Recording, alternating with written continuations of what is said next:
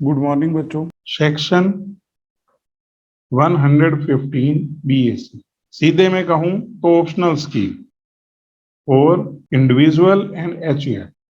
Individual और HUF के case में ऑप्शनल स्कीम है। अब हमने समझना क्या है, पहला पॉइंट कि टैक्स के रेट क्या रहेंगे, तो हम यहां लिखेंगे concessional tax slab rates for total income other than income chargeable to special rates। जो स्पेशल रेट के अंडर आती है ना, उनके केस में नहीं है। उनके केस में तो रेट वही है जो है already under section 111 A, 112, 112 A and 115 double. अब कंसेशनल रेट है कैसे, वो आपने समझना है। यहां आप लिखो टोटल इनकम और यहां rate of tax. Slab rate है ये हमारा। आप लिखेंगे total income up to ₹250 nil. Normal provision में भी ये नील है। 2,50,001 to 5 lakh, 5 lakh 1 to 7,50,000, 7,50,001 to 10 lakh, 10 lakh 1 to 12,50,000, 12,50,001 to 15 lakh. और इसके बाद बच्चों अबू ₹15 लाख। तो आपको रेट याद रखने हैं 5%, 10%, 15%, 20%, 25% और 30%। इसके जस्ट बाद बच्चों हमें पढ़नी है कंडीशंस कि कौन सी कंडीशन हमें सेटिस्फाई करनी पड़ेंगी अगर हम ये 115 बीएसी अवेल करना चाहते हैं। तो कंडीशंस, ये काफी सारी रिडक्शन और एग्जम्पशन है जो आपको नहीं लेनी। तो हम ना अपने हिसाब से इसको हेड वाइज बांट लेते हैं कि कौन सी हमने किस हेड में पढ़ी थी। तो सबसे पहले कंडीशंस, द फॉलोइंग एग्जम्पशंस और reductions not to be claimed, आपको नहीं क्लेम करनी। सबसे पहले आए हम इनकम फ्रॉम सैलरीज। तो आपको यहां लिखना है एलटीसी अंडर सेक्शन 10(5) नहीं लेनी आप। इसके बाद सेकंड नंबर पे HRA under section 10(13) special allowances under section 10(14। हालांकि कुछ हैं जो हमें मिलेंगे वो हम नीचे लिख लेंगे, एक बार यहां पूरे में लिखा जाता है कि ये नहीं मिलेंगे। इसके अलावा बच्चों deduction from gross salary under section 16 1A 2 और 3 वाली कोई भी डिडक्शन नहीं मिलेगी। ये आपको बच्चों सैलरी हेड से रिलेटेड याद रखना है। सेकंड नंबर पे इनकम फ्रॉम हाउस होल्ड, सिर्फ एक ही चीज को मना किया है, interest on borrowed capital under section 24B in respect of self occupied property. जो आपकी सेल्फ ऑक्यूपाइड प्रॉपर्टी है ना, उससे रिलेटेड 24B की डिडक्शन मिलती है, इंटरेस्ट ऑन बोरोड कैपिटल की वो नहीं मिलेगी। लेट आउट के केस में कंटिन्यू रहेगी। थर्ड नंबर पे बच्चों पीजीबीपी। पीजीबीपी में अगर हम बात करें तो सबसे पहले एडिशनल डेप्रिसिएशन अलाउड नहीं होगा सेक्शन 32 के अकॉर्डिंग। इसके अलावा सेक्शन 15 की जो आप डोनेशन करते थे ना, तो वो अलाउड नहीं होगा। तो हम यहां लिखेंगे contribution to approved institution for scientific research. जो साइंटिफिक सोशल रिसर्च के लिए आप डोनेट करते थे अंडर सेक्शन 35, इन हाउस वाली कंटिन्यू रहेगी, सिर्फ जो आप बाहर कंट्रीब्यूट करते थे उसके रिगार्डिंग सेक्शन 35 की रिडक्शन मिलती थी वो नहीं मिलेगी बच्चों हमें।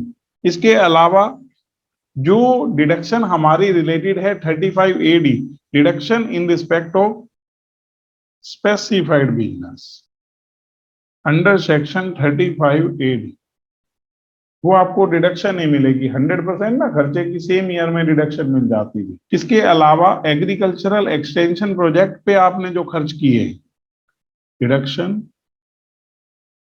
इन respect of agricultural extension project under section 35 triples. उसके बाद 4th नंबर पे बच्चों कैपिटल गेन, उसके रिगार्डिंग कुछ भी नहीं है। उसके बाद आ जाते हैं हम अदर सोर्सेस।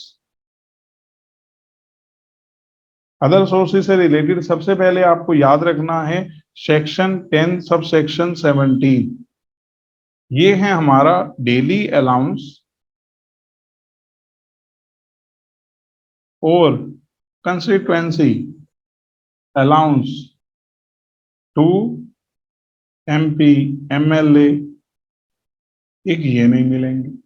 इसके अलावा बच्चों हम याद रखेंगे डिडक्शन इन रिस्पेक्ट ऑफ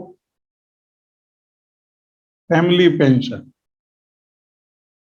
वो नहीं मिलेगी। ये फैमिली पेंशन की हमें याद रखनी है, डिडक्शन 1/3 ऑफ ग्रोस पेंशन और 15,000 विच एवर इज लेस, वो मिला करती थी। और इसके बाद आप एग्जेम्प्टेड इनकम के चैप्टर से रिलेटेड याद रखेंगे, एक तो 10AA की एग्जम्पशन नहीं मिलेगी। इसके अलावा आपको 1032 की एग्जम्पशन नहीं मिलेगी जब माइनर चाइल्ड की इनकम पेरेंट्स की इनकम में क्लब होती। तो ये बच्चों हमें बेसिक याद रखने। और लास्ट वन बच्चों, हमें डिडक्शन नहीं मिलेगी अंडर चैप्टर 6 थे। हालांकि 2 डिडक्शन कंटिन्यू रहेंगी, एक्सेप्शंस हैं सेक्शन 80 CCD2 और दूसरी 80 JJE, ये मिलेगी। कंडीशन में बच्चों सेकंड कंडीशन हमारे लिए लिखता है कि जो लॉस हुए आपके, जो अभी आपको डिडक्शन मना किए हैं, इससे रिलेटेड एडिशनल डेप्रिसिएशन है आपकी, वो पुराने ईयर में अनअब्सॉर्ब्ड रह गया अमाउंट और अब आप उसको कैरी फॉरवर्ड करके सेट ऑफ करना चाहते हैं तो नहीं होंगे। आप लिखेंगे बच्चों losses related to deductions mention above,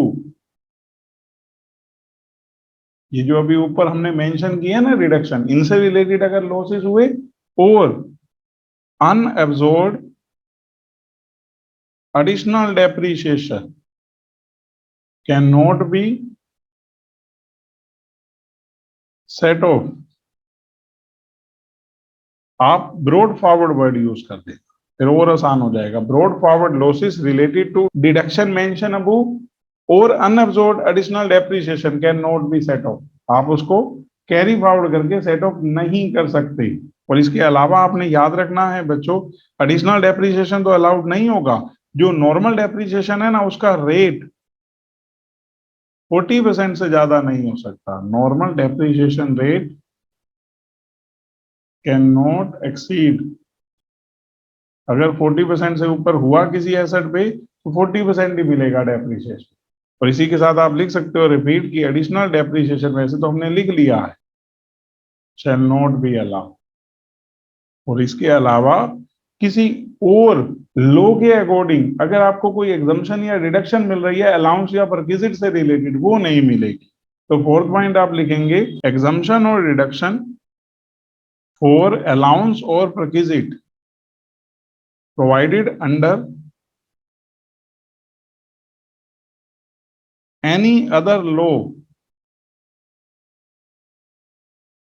would not be allowed। किसी और लॉ में गिवन है जिसके कारण नॉर्मल प्रोविजन में तो हम उसको दे रहे हैं, लेकिन अगर आप 115 BAC ऑप्ट करेंगे तो नहीं मिलेगी। अब हमने एडिशनल पॉइंट पढ़े इसके बाद, उसमें यूं पढ़ा बच्चों कि ये कुछ अलाउंस से रिलेटेड एग्जम्पशन कंटिन्यू रहेगी। आप यूं कह सकते हो section 1014 exemption shall continue for these four। ये चार कौन कौन से हैं? पहले आप बोलेंगे ट्रेवलिंग अलाउंस, दूसरा आप बोलेंगे डेली अलाउंस, तीसरा कन्वेंस अलाउंस और fourth transport allowance for blind, deaf and डम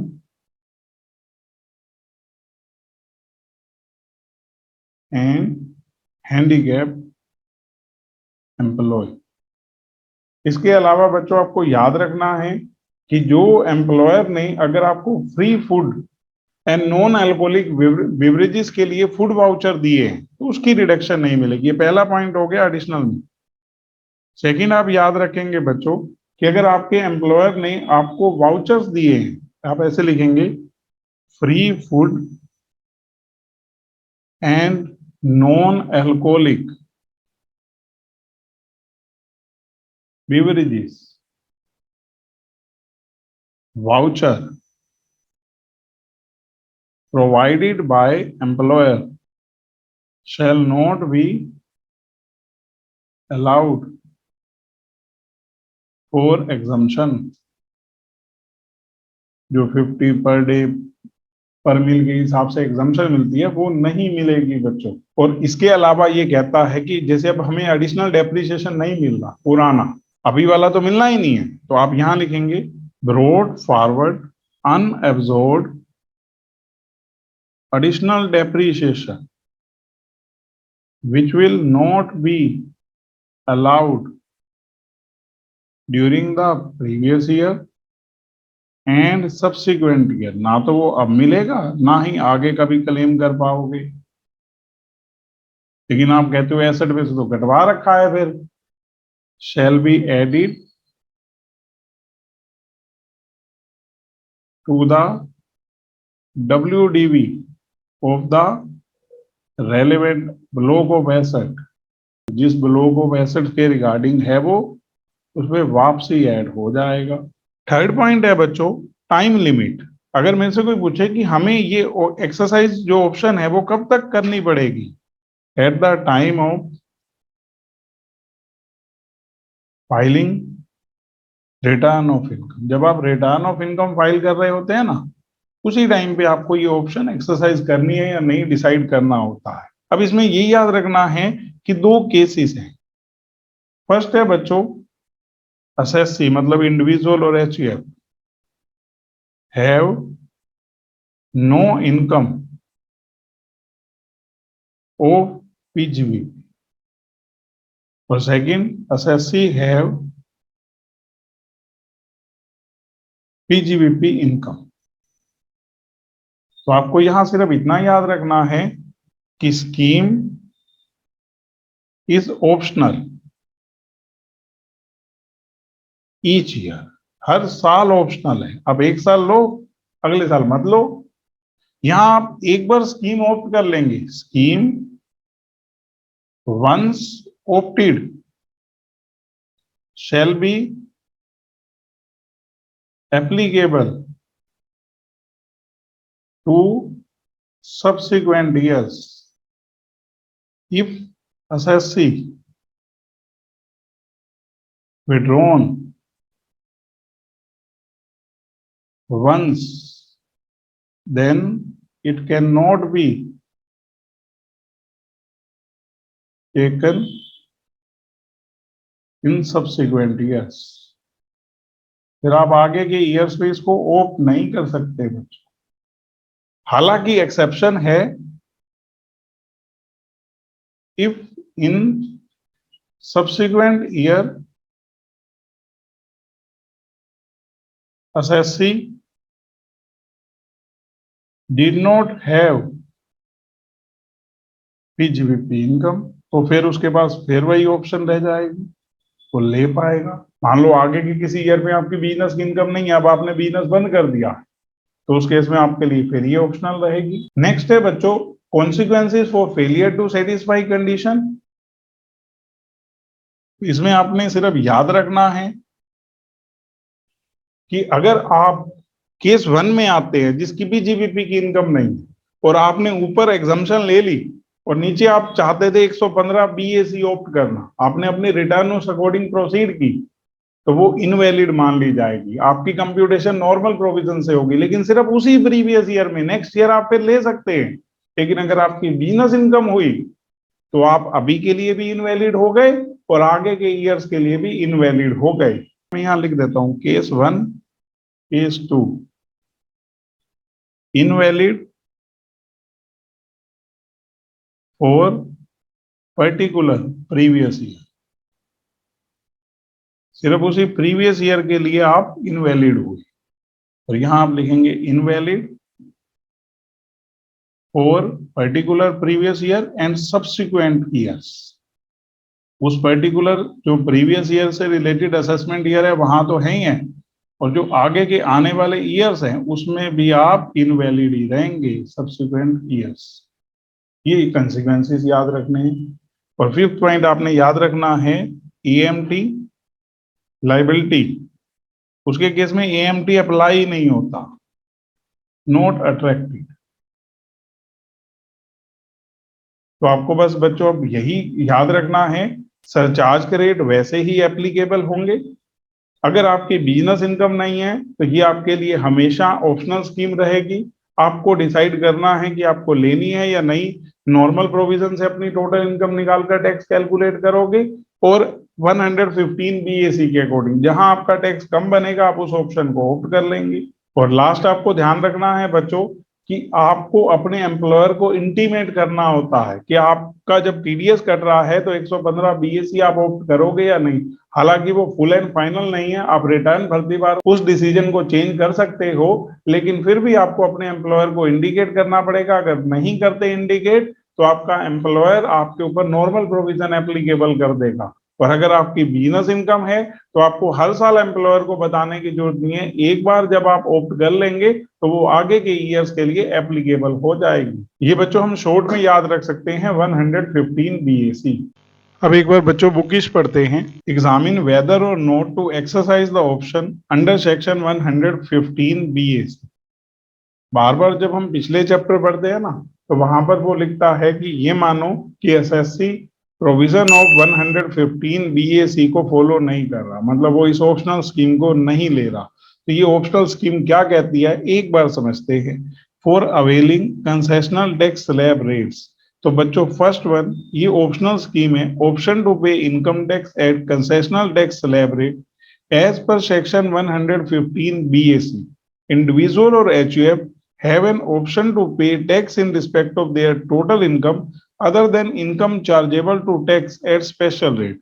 जो हमारा स्लैब रेट है ना वो बच्चों स्पेसिफाइड रेट वाली इनकम पे नहीं लगता, तो वो स्लैब रेट ही तो चेंज होना है ना। इसलिए उसने क्लियर कर दिया कि अगर आप 115 बीएसी फॉलो करोगे तब भी ये जो स्पेशल रेट वाली इनकम है उनके ऊपर तो स्पेशल रेट ही एप्लीकेबल होगा।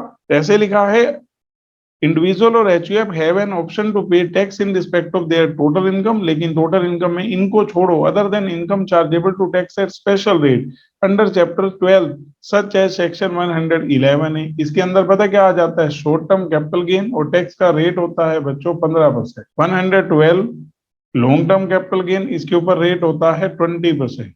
112 long term capital gain equity shares recognised stock exchange के थ्रू बेचोगे, वो कवर होता है 1 लाख तक का एलटीसीजी एग्जाम, उससे ऊपर वाले अमाउंट के ऊपर 10% से टैक्स लगता है। और इसके बाद बच्चों कैजुअल इनकम, इसके ऊपर 30% से टैक्स लगता है under section 115 double B at the following concessional rates. और अगर इन चारों को छोड़ दे तो बाकियों के ऊपर स्लैब रेट में कंसेशनल कैसे अप्लाई होगा।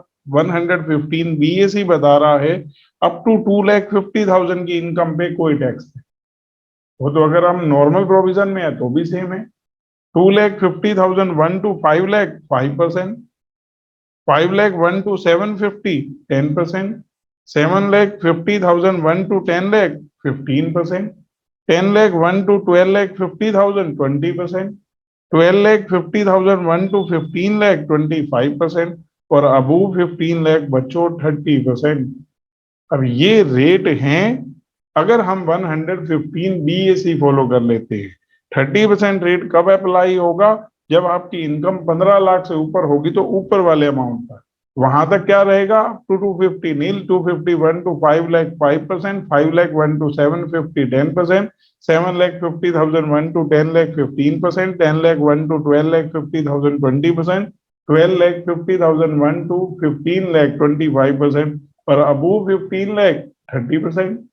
अब कंडीशन क्या है? अगर मान लो मैं चाहता हूं कि मैं 115 BAC ऑप्ट करना चाहता हूं तो मुझे क्या कंडीशन सेटिस्फाई करनी पड़ेगी? इंडिविजुअल और HUF के लिए ऑप्शनल स्कीम है, आपको पहले तो बताना पड़ेगा मैं ये ऑप्शन लेना चाहता हूं। कंडीशन क्या है वो समझना। फर्स्ट बच्चों, certain deductions, exemptions not allowable. Section 115 BAC2 provides that while computing total income, the following deduction exemptions would not be allowed if an individual or HUF opt for concessional rate of tax under section 115 BAC1। मतलब आप चाहते हो कि मेरे ऊपर वाले rate लगे तो आपको ये कुछ डिडक्शन एग्जम्पशन नहीं लेनी। पहली क्या है? Under section 10(5) LTC। बच्चों इनकम फ्रॉम सैलरी में हमने पढ़ा था लीव ट्रैवल कंसेशन की एग्जम्पशन मिलती है आपको। 4 साल के ब्लॉक के पीरियड में 2 LTC एग्जेम्प्ट होती है। अगर आप बाय एयर जाते हो तो इकोनॉमी क्लास का एयर फेयर, अगर आप बाय रेलवे जाते हो तो फर्स्ट क्लास AC। तो ये टैक्सेबल हो जाएगी अगर आपने 115 BAC ऑप्ट किया। अगर आपको ये मिल ही नहीं रही तो कोई फर्क ही नहीं पड़ता।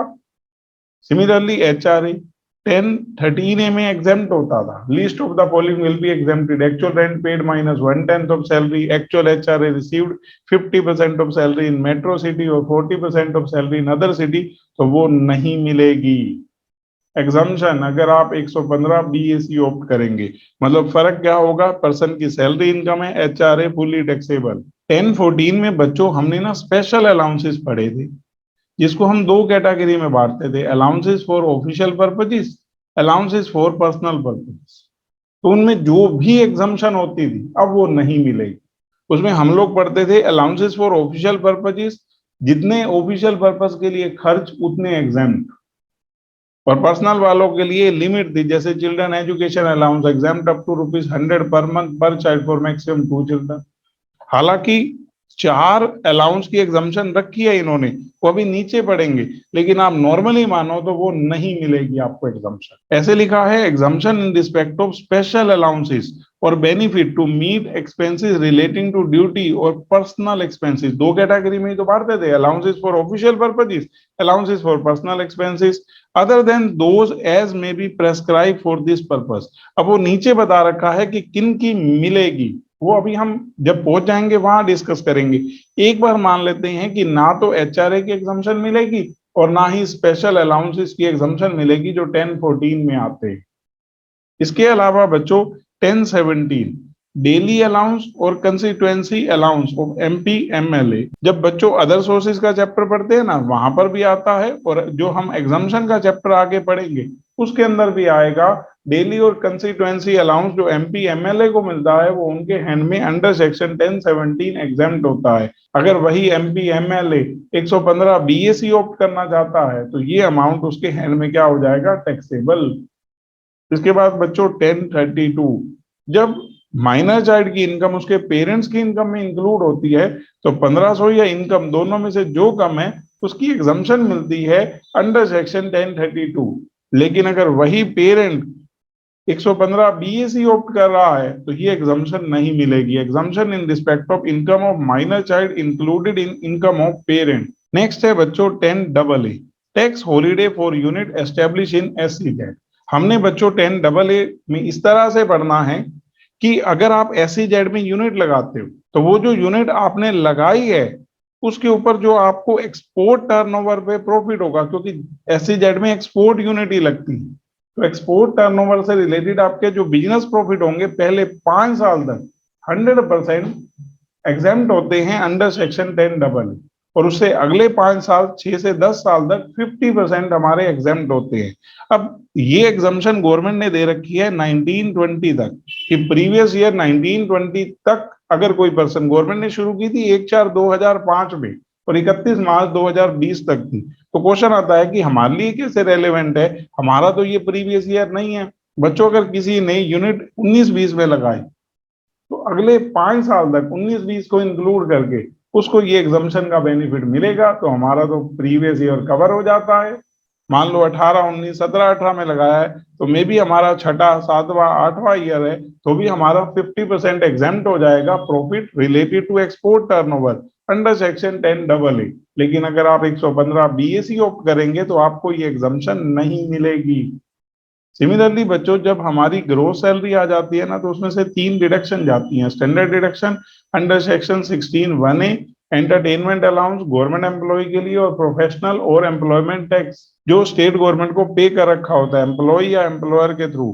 तो आपको याद रखना है कि अगर आप 115 BAC ऑप्ट कर रहे हैं तो ये डिडक्शन भी आपको अलाउड नहीं होगी। इसके बाद नेक्स्ट है बच्चों, जो सेल्फ ऑक्यूपाइड प्रॉपर्टी होती है ना, उसके रिगार्डिंग 24B में इंटरेस्ट ऑन बोरोड कैपिटल की डिडक्शन मिलती है। भले ही वो पर्सनल खर्चा है, गवर्नमेंट ने ना उसके ऊपर लिमिट दे रखी है कि अगर लोन 1/4/1999 से पहले लिया है तो 30,000, फर्स्ट फॉर 1999 के बाद लिया है कंस्ट्रक्शन और एक्विजिशन के लिए तो 2 लाख, अदरवाइज 30,000। तो आपने याद रखना है कि अगर आप 115 BAC फॉलो कर रहे हैं तो उस लोन का इंटरेस्ट सेल्फ ऑक्यूपाइड प्रॉपर्टी के केस में इंटरेस्ट ऑन लोन की डिडक्शन आपको नहीं मिलेगी। इसी तरह से बच्चों, जब हम PGBP हेड पढ़ते हैं तो हमें पता है कि अगर हमारी मैन्युफैक्चरिंग यूनिट है और हम प्लांट एंड मशीनरी परचेज करते हैं प्रोडक्शन के लिए, वहां हमें पता है एलिजिबल होनी चाहिए प्लांट एंड मशीनरी। नई परचेज की है, सेकेंड हैंड नहीं, वो व्हीकल नहीं होना चाहिए, वो शिप या एयरक्राफ्ट नहीं होना चाहिए, वहां हमने कंडीशन पढ़ी थी।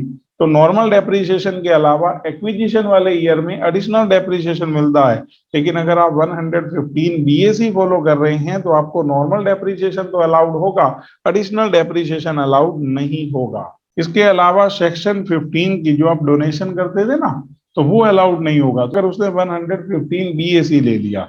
Deduction in respect of contribution to notified approved research association, university, college, other institution for scientific research, जो आप डोनेट करते हो ना, आप डिडक्शन मांगते हो तो वो डिडक्शन आपको नहीं मिलेगी।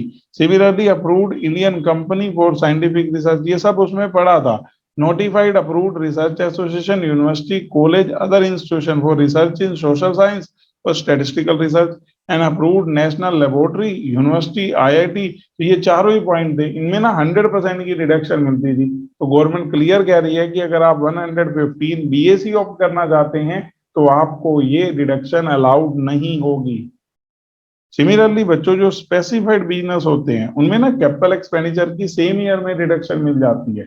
लेकिन अगर आप 115 BAC ऑप्ट करेंगे तो आपको ये डिडक्शन भी नहीं मिलेगी। 35CCC deduction in respect of expenditure incurred on notified agricultural project, agricultural extension project कहते हैं। इनके ऊपर अगर आप कुछ भी अमाउंट खर्च कर रहे हैं तो PGBP में 35CCC की मिलती है डिडक्शन। लेकिन अगर आप 115 BAC ऑप्ट करेंगे तो आपको इस डिडक्शन का भी सेक्रीफाइस करना पड़ेगा।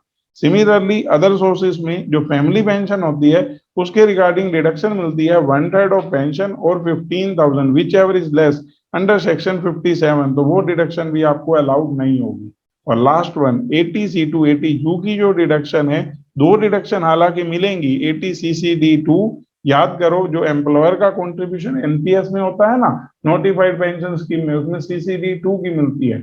और अगर आप 44AB में आते हैं, मतलब जिनको अपनी बुक्स ऑफ अकाउंट ऑडिट करानी होती है, तो अगर वो न्यू एम्प्लॉय अपने पास रखते हैं तो उसके रिगार्डिंग 80JJAA की डिडक्शन मिलती है। इन 2 डिडक्शन को छोड़कर कोई भी और डिडक्शन नहीं मिलनी। चाहे आपने अपने PF में जमा कराया, आप 80C की डिडक्शन क्लेम कर रहे हैं, मेडिकल इंश्योरेंस प्रीमियम पे किया है, 80D की डिडक्शन क्लेम कर रहे हैं, तो याद रखेंगे कि जब आप ये ऑप्शन लेंगे तो ये डिडक्शन आपको अलाउड नहीं होंगी। सिर्फ 2 डिडक्शन अलाउड होंगी, 80CCD2 और 80JJAA। कंडीशन का सेकंड पॉइंट है बच्चों, certain losses not allowed to be set off. अब ये कुछ लॉसेस आपको सेट ऑफ नहीं करने दिए जाएंगे। while computing total income, set off of any loss first carry forward or depreciation from any earlier assessment year if such loss or depreciation is attributable to any of the deduction referred to in first above। मैं बच्चों समझाता हूं। मान लो बच्चों किसी की self occupied house property, हम अपने जिस प्रीवियस ईयर की बात कर रहे हैं उससे पिछले साल सेल्फ ऑक्यूपाइड प्रॉपर्टी थी, पिछले साल वो 115 बीएसी में नहीं आता था, उसने इंटरेस्ट की डिडक्शन क्लेम की, हाउस प्रॉपर्टी का लॉस आ गया और कोई हेड की इनकम नहीं थी, वो कैरी फॉरवर्ड लेकर इस साल ले आया। अब वो उस लॉस को करना चाहता है सेट ऑफ। हम कहते हैं अगर 115 बीएसी ऑप्ट करनी है तो आपको सेल्फ ऑक्यूपाइड प्रॉपर्टी से related interest on borrowed capital की डिडक्शन नहीं मिलेगी। तो वो कहते हैं ठीक है मत दो इस साल। अब वो ब्रोड फॉरवर्ड हाउस प्रॉपर्टी का लॉस सेट ऑफ करना चाहता है। हमने कहा ये किससे रिलेटेड? आपने कहा वो सेल्फ ऑक्यूपाइड प्रॉपर्टी पहले वाले ईयर की है और उसमें हमने लोन के ऊपर इंटरेस्ट पे किया था जिसकी 24B की डिडक्शन क्लेम की थी, तो वो लॉस हमें अब सेट ऑफ करना है। तो गवर्नमेंट कहती है नहीं कर सकते। इसी तरह से बच्चों डेप्रीशिएशन है हमारा कोई पुराना एडिशनल वाला जो अनअब्जॉर्ब रह गया क्योंकि बिजनेस की इनकम एनफ नहीं थी और किसी हेड से सेट ऑफ कर नहीं पाए, वहां भी एनफ इनकम नहीं थी। तो आप चाहते हो कि प्रीवियस ईयर जिसमें मैं 115 बीएसी ऑप्ट कर रहा हूं तो ये तो पुराना है, अब वाला एडिशनल डेप्रीशिएशन अलाउड नहीं होना। तो गवर्नमेंट कहती है वो भी अलाउड नहीं होगा। क्या लिखा? while computing total income set off of any loss carry forward or depreciation from any earlier assessment year if such loss or depreciation is attributable to any of the deduction referred to in first above। ये जो first में सारी मना की है ना कि 115 BAC opt करोगे तो आप नहीं ले सकते, अगर इससे रिलेटेड कोई लॉस या डेप्रीशिएशन आप कैरी फॉरवर्ड के लेकर आए और आप कहेंगे ये प्रीवियस ईयर का थोड़ा ये तो पुराना है, तो गवर्नमेंट कहते हैं तब भी वो सेट ऑफ नहीं होगा। और हम लोग ये जानते हैं बच्चों हाउस प्रॉपर्टी का लॉस किसी और हेड की इनकम में से 2 लाख तक सेट ऑफ कर सकते हैं।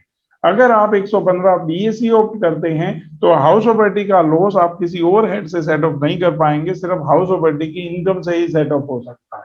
मेरी प्रॉपर्टी लेट आउट है, उसके लिए बहुत ज्यादा अमाउंट में मैंने लोन ले रखा है, तो उसका जो इंटरेस्ट है वो नेट एनुअल वैल्यू से ज्यादा है, जिसके कारण क्या आ रहा है? लॉस फ्रॉम हाउस प्रॉपर्टी आ रहा है। तो अब सेल्फ ऑक्यूपाइड तो है नहीं जो ये रोक के, लेट आउट में तो लोन का इंटरेस्ट अलाउड होगा, तो उसके कारण मेरा क्या आ गया? लॉस। तो वो कह रहे हैं कि वो जो लॉस है ना वो सिर्फ अदर हाउस प्रॉपर्टी की इनकम से सेट ऑफ कर सकते हो, किसी और हेड की इनकम से सेट ऑफ नहीं किया जाएगा। तो लिख रखा है वुड नॉट बी अलाउड, तो ये दोनों चीजें अलाउड नहीं होंगी। थर्ड पॉइंट है बच्चों डेप्रीशिएशन और एडिशनल डेप्रीशिएशन। हमने ऊपर पढ़ लिया कि एडिशनल डेप्रीशिएशन तो अलाउड होगा नहीं, तो इन्होंने क्लियर कहा depreciation under section 32 is to be determined in prescribe manner. Normal depreciation आप वैसे ही कंप्यूट करोगे। Depreciation in respect of any block of asset entitled to more than 40% would be restricted to 40%। बच्चों जब हमने रेट पढ़े थे तो मैक्सिमम रेट जो हम पढ़ते हैं 40% ही है, तो उन्होंने वैसे भी लगा दिया कि अगर किसी एसेट के ऊपर 40% से ज्यादा भी है तो भी डेप्रीशिएशन का रेट रेस्ट्रिक्ट होकर कितना हो जाएगा? 40% on the written down value of such block of asset।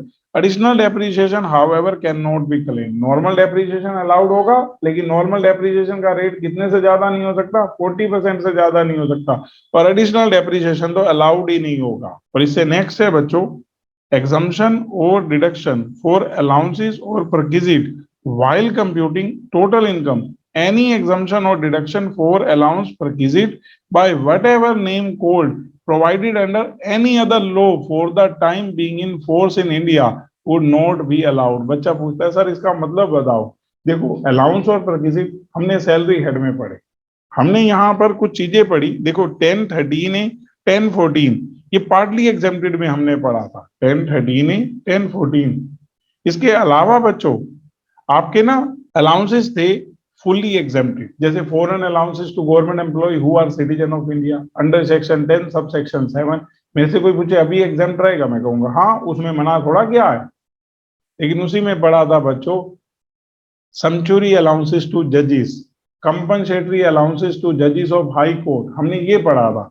तो हमने वहां सीखा था कि इसको इनकम टैक्स एक्ट मना नहीं कर रहा, इनकम टैक्स एक्ट नहीं कह रहा कि ये टैक्सेबल नहीं होगा, उसके लिए ना अलग से एक्ट बना हुआ है कंडीशन ऑफ सर्विसेज एक्ट। तो आपने याद रखना है हम एक जज के केस में उसकी सैलरी इनकम निकाल रहे, उसको मिला था सैंक्चुअरी अलाउंस जो कि एग्जेम्प्ट हो गया, लेकिन इनकम टैक्स एक्ट के कारण नहीं, दूसरे एक्ट के कारण। तो ये यहाँ क्लियर कर रहे हैं कि वो अगर 115 बीएसी की ऑप्शन लेगा तो उसको ये एग्जम्पशन नहीं मिलेगी जो कोई और लॉ बता रहा है। दोबारा पढ़ता हूं, while computing total income any exemption or deduction for allowances or perquisite by whatever name code provided under any other law for the time being in force in India would not be allowed, तो वो भी आपका allowed नहीं होगा। और अब बच्चों कुछ एडिशनल पॉइंट है, ध्यान से समझना कैसे लिखे हैं। First, an individual opting for provision of 115 BAC would be entitled to, section 1014 से रिलेटेड ये चार अलाउंस की एग्जम्पशन फिर भी कंटिन्यू रहेगी। पहली, ट्रेवलिंग अलाउंस, ये बच्चों हमने पढ़ा था फॉर ऑफिशियल पर्पस के लिए, जितना खर्च उतना एग्जाम, तो ये यहां पर भी मिलेगी। सेकंड, डेली अलाउंस, अलाउंस ये मिलता है जब आपको ड्यूटी के अलावा कहीं और पर भेजा जाता है, तो वहां पर क्या है कि आपको रहना भी पड़ता है, मेंटेनेंस पे भी पैसे खर्च करने हैं, तो उसके लिए एम्प्लॉयर क्या देता है, डेली अलाउंस। ऑफिशियल पर्पस के लिए है, जितना खर्च उतना एग्जाम, तो ये एग्जाम्पशन में रहेगा। तीसरा, कन्वेंस अलाउंस, अगर आपको ड्यूटी पे अपना कन्वेंस यूज करना पड़ता है तो आपका एम्प्लॉयर कन्वेंस अलाउंस देता है, ऑफिशियल पर्पस के लिए होता है, जितना खर्च उतना एग्जाम, तो ये भी रहेगा। और फोर्थ, ट्रांसपोर्ट अलाउंस में हमने पढ़ा था बच्चों कि अगर कोई एम्प्लॉय ब्लाइंड है, डी फॉर डम है, ऑर्थोपेडिकली हैंडीकैप्ड है, उसके केस में जो लिमिट है वो 3200 तक एग्जाम्प्ट होता है, तो वो कंटिन्यू रहेगी। लेकिन इसके अलावा आप मेरे से कहें children education allowance, children hostel allowance, uniform allowance, वो सब फुल्ली टैक्सेबल है अगर आप 115 बीएसी ऑप्ट करते हैं। ये चार अलाउंस की एग्जम्पशन कंटिन्यू रहेगी। कौन कौन सी? Travelling allowance, daily allowance, conveyance allowance और ट्रांसपोर्ट अलाउंस। ट्रांसपोर्ट अलाउंस के केस में हमने वहां पर भी ये पढ़ा था कि इन्हीं के केस में एग्जाम्प्ट होता है, बाकी सबके केस में टैक्सेबल होता है। तो याद रखेंगे कि वो एग्जम्पशन कंटिन्यू रहेगी 115 बीएसी ऑप्ट करने के बावजूद। सेकंड पॉइंट है बच्चों, an individual being an employee opting for 115 BAC would not be entitled for exemption of perquisite of free food and non-alcoholic beverages provided by an employer through paid voucher। तो बच्चों हमने वहां free food and non alcoholic beverages पढ़ा था, तो ये बता रहा है कि एक एम्प्लॉय जो कि 115 बीएसी ऑप्ट कर रहा है उसके लिए एग्जम्पशन नहीं रहेगी, provided by employer through paid voucher, कि अगर आपको एम्प्लॉयर फूड वाउचर देता है कि आप बाहर जाकर कैंटीन से खाना खा सकते हैं इन वाउचर के थ्रू, तो उसके लिए जो एम्प्लॉयर पे कर रहा है उसको वैल्यू ऑफ परक्विजिट मान दिया जाएगा। वहां हमने पढ़ा था 50 पर मील पर डे एग्जाम्प्ट होता है, वो कुछ भी एग्जाम्पशन कंटिन्यू नहीं रहेगी।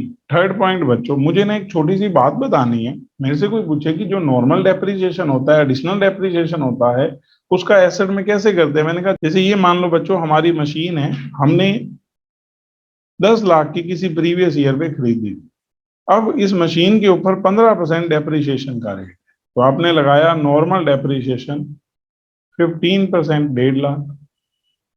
उसके बाद क्योंकि सेम ईयर में खरीदी है, नई है, सारी कंडीशन पूरी है, तो एडिशनल डेप्रिसिएशन क्लेम किया 2 लाख रुपए, और ये डब्ल्यूडीबी एसेट की बच गई। अब आपने ये जो डेप्रिसिएशन क्लेम किया है, इसको आपने अपनी बिजनेस इनकम में से लेस करना चाहा, लेकिन उस ईयर बिजनेस की इनकम थी नहीं, लॉस था, तो आपने इस लॉस को दूसरे हेड से सेट ऑफ करना चाहा, वहां भी नहीं था, तो आपने इस लॉस को कर दिया कैरी फॉरवर्ड। नेक्स्ट ईयर में आपसे 115 बीएसी ऑप्ट कर लिया, तो उन्होंने कहा ये जो एडिशनल डेप्रिसिएशन है ये अलाउड नहीं होगा, ये तो गलत है।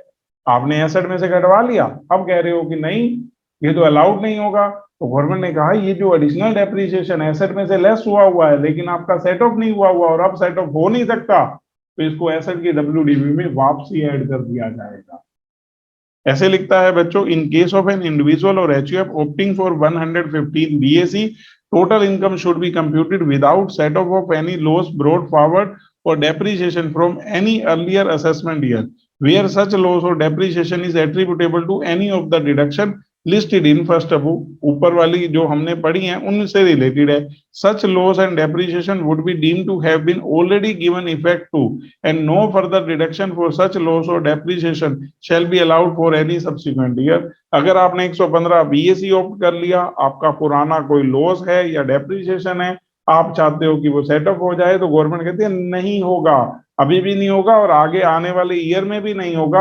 अगर आपने 115 बीएसी ऑप्ट कर लिया, जैसे आपने ले ली डिडक्शन लेकिन गवर्नमेंट देगी नहीं, और इसके बाद कहता है where there is a depreciation allowance in respect of block of asset from an earlier assessment year attributable to additional depreciation under section 32(1)(2)(a), which has not given full effect to prior to 21-22 and which is not allowed to be set off in the assessment year 21-22. assessment year 21-22 में हम लोग उसको set off नहीं कर पाए due to exercise of option under section 115 BAC from that year.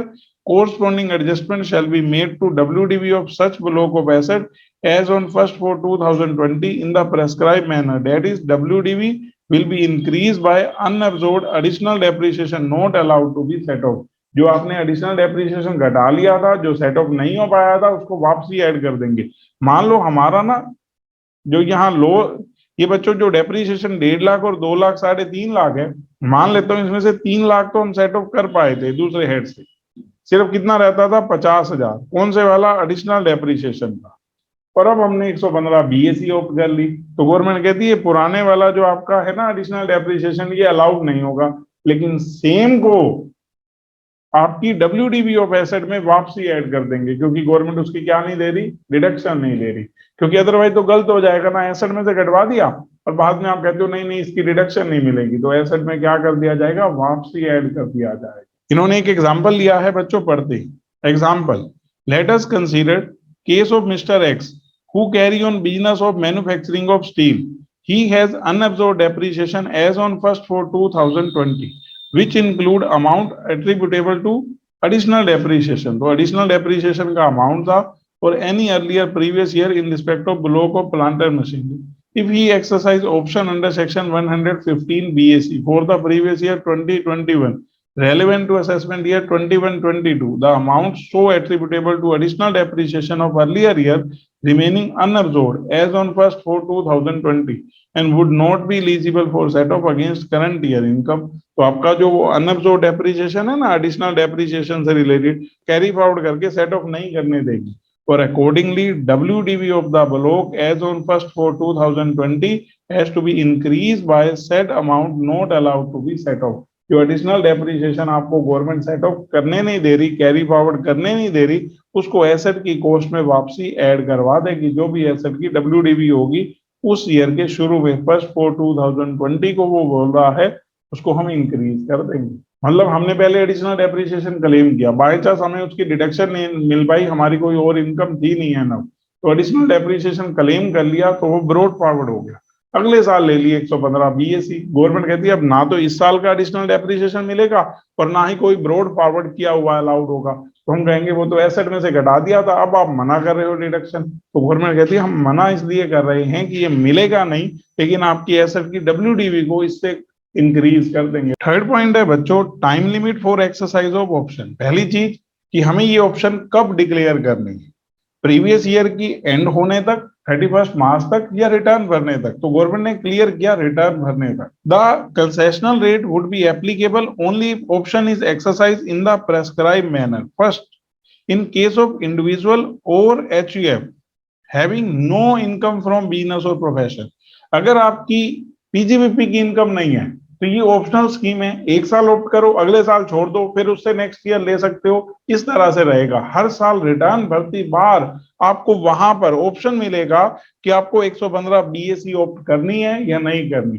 अगर आप opt करेंगे, यस करेंगे, तो उस ईयर के लिए 115 BAC एप्लीकेबल होगा, फिर अगले साल फिर पूछेगा आपसे। वो कह रहा है वेयर सच इंडिविजुअल और HUF has no business income, the option has to be exercised along with the return of income to be furnished under section 139 for a previous year relevant to the assessment year. In effect, such individual or HUF can choose whether or not to exercise the option in each previous year. He may choose to exercise the option in 1 year and not to exercise the option in another year. मतलब अगर आपकी business की income नहीं है तो आपके लिए हर साल ये ऑप्शनल है। आपकी मर्जी है, एक साल ले लो, अगले साल मत लो, फिर नेक्स्ट ईयर ले लो, आपकी मर्जी है वो। और सेकंड है अगर आपकी बिजनेस की इनकम है तो बच्चों ये ध्यान से समझना, इन केस ऑफ एन इंडिविजुअल और HUF having income from business और profession, The option has to be exercised on or before the due date specified under section 139(1) for furnishing the return of income for any previous year relevant to assessment year 21-22। मतलब एक तरह से previous year 20-21 से ये आपके पास है 115 BAC और any later assessment year, and once such option is exercised it would apply to subsequent assessment year। अगर आपकी बिजनेस की इनकम है तो एक साल आपने ली, जैसे मान लो मैंने प्रीवियस ईयर 20-21 में ले ली, 21-22 में ले ली, 22-23 में ले ली, किसी भी एक ईयर में मैंने सोचा अब ले लेता हूं, तो एक बार ले ली तो आगे के सब ईयर्स में अप्लाई होगी। क्वेश्चन आता है कि क्या हम विड्रॉ नहीं कर सकते? वो कहते हैं अगर उसके बाद आपने विड्रॉ किया, ऑप्शन है, तो दोबारा ये स्कीम आपके लिए कभी अवेलेबल नहीं होगी। तो क्या कहता है? The option can be withdrawn only once where it was exercised by individual और HUF having business income for a previous year other than the year in which it was exercised. Thereafter, the individual or HUF shall never be eligible to exercise option under this section, except where individual or HUF ceases to have any business income, in which case option under first above shall be available। अगर बच्चों हमारी business income है, business चल रहा है तो हर साल रहेगी, और मैंने बीच में एक साल, जैसे मैं मान लेता हूं प्रीवियस ईयर 23-24 में मैंने ये ले ली 115 BAC और उससे नेक्स्ट ईयर मैं इसको छोड़ना चाहता हूं, तो मैं छोड़ सकता हूं। तो प्रीवियस ईयर 24-25 में मैंने नहीं ली, मेरी बिजनेस की इनकम भी दी, पिछले साल मैंने ऑप्ट की थी, तो गवर्नमेंट कहती है अब आपने छोड़ दी तो अब आप इसके बाद कभी भी इलिजिबल नहीं होंगे 115 BAC में। लेकिन दोबारा वो कब इलिजिबल हो सकता है? अगर उसने अपना बिजनेस बंद कर दिया है, उसकी कोई बिजनेस इनकम नहीं है, तो फिर तो वो फर्स्ट पॉइंट में आ जाएगा। वहां आपको ऑप्शन है कि आप एक साल लें, अगले साल छोड़ दे, वो हमेशा ही आपके लिए ऑप्शनल रहेगी। नेक्स्ट है बच्चों, consequences for failure to satisfy condition mentioned in section 115 BAC2। बच्चों ऊपर ना हमारे को ये कह रखा है कि ये एग्जम्पशन डिडक्शन आप नहीं लोगे तभी आपके पास 115 BAC है, लेकिन अगर मान लो किसी पर्सन ने वो कंडीशन सेटिस्फाई नहीं की, कोई अलाउंस या परक्विजिट की एग्जम्पशन ले ली, उस केस में क्या होगा? The following are the consequences for failure to satisfy the condition mention above. First case, in case of an individual और HUF having no income from business or profession, मान लो उसकी PGBP की income नहीं है, on failure to satisfy the condition mentioned in point second, अब point second में ही condition दे रखी थी बच्चों ये कि आप ये वाली डिडक्शन एग्जम्पशन नहीं लेंगे, फर्स्ट में तो उन्होंने रेट दे रखे थे क्या अप्लाई होंगे। तो अगर आपने इनमें से कोई भी कंडीशन तोड़ दी, मतलब आपने फॉलो नहीं की और 115 BAC ऑप्ट कर लिया, आपकी ऑप्शन इनवैलिड मान ली जाएगी। On failure to satisfy condition mention in point second above in any previous year, the option exercise would be invalid in respect of assessment year relevant to the previous year. सिर्फ उसी साल के लिए invalid है क्योंकि आपकी business income नहीं है। अगले साल अगर आप कंडीशन पूरी करते हो तो फिर मिल जाएगी। Consequently, the other provision of the income tax would apply as if option had not been exercised for the assessment year relevant to the previous year। ये मान लिया जाएगा कि आपने 115 BAC की ऑप्शन नहीं ली। और सेकंड, अगर मान लो आपकी बिजनेस इनकम हुई तो on failure to satisfy the condition mentioned in point 2 above in any previous year, option exercise would be invalid in respect of assessment year relevant to that previous year and subsequent assessment year। क्योंकि एक बार आप option से बाहर आए तो समझो आगे के किसी भी ईयर के लिए आपके पास ऑप्शन अवेलेबल नहीं है अगर आपकी PGBP की इनकम हुई। और consequently the other provision of the Income Tax Act 1961 would apply to the person as if option had not been exercised for the assessment year relevant to that previous year and subsequent assessment year। मतलब business income नहीं है तो सिर्फ आप उस साल के लिए इनवैलिड होंगे, बिजनेस इनकम है तो उस ईयर के लिए तो इनवैलिड है ही है, आगे के जो भी ईयर्स आएंगे सबके लिए आप इनवैलिड हो गए। नेक्स्ट है बच्चों EMT लायबिलिटी नॉट अट्रैक्टिव। जो अल्टरनेट मिनिमम टैक्स लायबिलिटी है वो 115 BAC वालों के लिए नहीं है। इंडिविजुअल और HUF exercising option 115 BAC are not liable to alternate minimum tax under section 115 JC। और अब बच्चों एक बार नोट्स पढ़ते हैं। First, it may be noted that in case of individual or HUF not having income from business or profession, the total income and tax liability, including provision relating to AMT, if applicable, under the normal provision may be computed every year, both in accordance with normal provision of Income Tax Act and in accordance with provision of 115 BAC. मतलब आपकी अगर business की income नहीं है तो हर साल आपका tax compute किया जाएगा, टोटल इनकम कंप्यूट की जाएगी नॉर्मल प्रोविजन के अकॉर्डिंग और 115 बीएसी के according in order to determine which is more beneficial and accordingly decide whether or not to opt for section 115 BAC for that year। तो मतलब आपको हर साल सोचना पड़ेगा कि क्या मैं 115 BAC लूं या नहीं लूं, ऑप्शनल रहेगी ये चीज। और क्वेश्चन आता है कि अगर मान लो मेरी इनकम 50 लाख से ज्यादा है, 1 करोड़ से ज्यादा है, सरचार्ज के रेट वैसे ही रहेंगे, surcharge would be attracted at same rate and above the same threshold of total income as under regular provision of Income Tax Act 1961. Further, health and education cess at the rate of 4% would be attracted on income tax so calculated plus surcharge if applicable। मतलब आगे का तो same रहेगा, सिर्फ शुरू वाले slab rate में concessional rate है। और नेक्स्ट है बच्चों, for the purpose of tax deduction at source CBDT has wide circular number. मैं पहले समझा देता हूँ फिर आपको आ जाएगी बात। बच्चों जो हमारे एम्प्लॉयर होता है ना, उसको हमें बताना पड़ता है क्योंकि उसने हमारा टीडीएस काटना है। अब मैं सैलरी इनकम कमा रहा हूं तो मुझे ही तो उसको बताना पड़ेगा ना कि मैं 115 बीएसी ऑप्ट करूंगा या नहीं करूंगा। तो मैंने उसको बता दिया कि मैं 115 बीएसी ऑप्ट करूंगा तो मेरा टीडीएस का अमाउंट कुछ अलग होगा, और मैंने कहा नहीं नहीं मैं 115 बीएसी ऑप्ट नहीं करूंगा तो टीडीएस का अमाउंट अलग होगा। तो अगर मेरी बिजनेस इनकम नहीं है तो मुझे हर साल उसको बताना पड़ेगा कि मुझे 115 बीएसी लेना है या नहीं लेना। और मान लो चलो मैंने उसको बता दिया 115 बीएसी मैंने लेना है, मुझे गवर्नमेंट को कब बताना है? रिटर्न भरने तक। तो क्या मैं ऑप्शन चेंज कर सकता हूँ ईयर के दौरान? तो गवर्नमेंट कहती है यस, फाइनल तो ऑप्शन तब होगी जब आप रिटर्न फाइल करेंगे।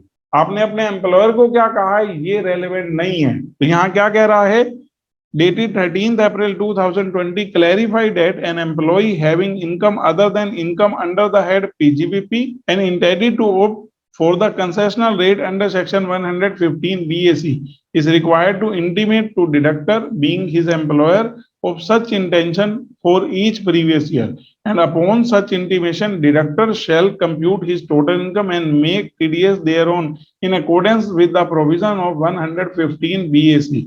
If such intimation is not made by employee, employer shall deduct tax at source without considering provision of section 115 BAC। मान लो हमने उसको ऑप्शन बताया ही नहीं तो वो तो आपका टैक्स ऐसे ही कंप्यूट करेगा कि आप 115 BAC ऑप्ट नहीं कर रहे। It is also clarified that intimation so made to the deductor shall be only for the purpose of TDS during the previous year and cannot be modified during that year। However, the intimation would not amount to exercising option in terms of section 115 BAC and person shall be required to do so along with return to be furnished under section 139(1) for that previous year। Thus, option at the time of filing of return of income under section 139(1) could be different from the intimation made by such employee to employer for that previous year। मतलब आपके पास last तक option रहेगी। मान लो मैंने अपने employer को कह दिया मैं 115 बीएसी ऑप्ट कर रहा हूं, उसने मेरा टीडीएस उसी अकॉर्डिंग काट लिया, उसके बावजूद मेरे लिए मैंडेटरी नहीं है कि आप रिटर्न भरने की डेट पर 115 बीएसी को ऑप्ट करो। और मान लो एम्प्लॉयर को कहा मैं नहीं ले रहा, नॉर्मल प्रोविजन से उसने टीडीएस काटा, फिर भी मैं 115 बीएसी की ऑप्शन रिटर्न भरने की डेट पर ले सकता हूं। और इसके बाद कहता है further in case of a person who has income under the head PGBP, also the option for taxation under section 115 BAC once exercised for a previous year at the time of filing of return of income under section 139(1) cannot be changed for subsequent previous year except in special circumstances। एक बार आपने PGBP की income है इसको opt कर लिया तो आगे के लिए ये एप्लीकेबल रहेगा। अगर आपने विड्रॉ किया तो उसके बाद फिर आप कभी एलिजिबल नहीं रहेंगे। Accordingly, a person having income under the head profit and gains from business or profession shall also intimate to his employer। However, the intimation to employer in his case for subsequent previous year must not deviate from the option under section 115 BAC once exercised in a previous year। तो वो बता रहा है कि अगर आपकी beans income है तो भी आपको एम्प्लॉयर को बताना पड़ेगा। एक बार एम्प्लॉयर को बता दिया तो आगे के ईयर के लिए वही रहेगी। एक बार ऑप्शन एक्सरसाइज कर ली तो वही की वही फाइनल रहेगी। तो क्वेश्चन आता है क्या विड्रॉ कर सकता हूँ? कर सकते हो। एक बार विड्रॉ कर दी फिर आप कभी एलिजिबल नहीं होंगे। तो ये बच्चों हमारा 115 BAC है। बाय बच्चों।